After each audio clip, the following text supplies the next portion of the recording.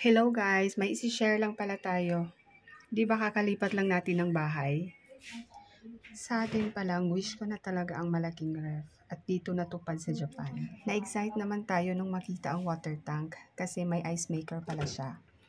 Alam nyo bang isang linggo ko rin sinisilip to at hindi pa talaga siya naging yelo?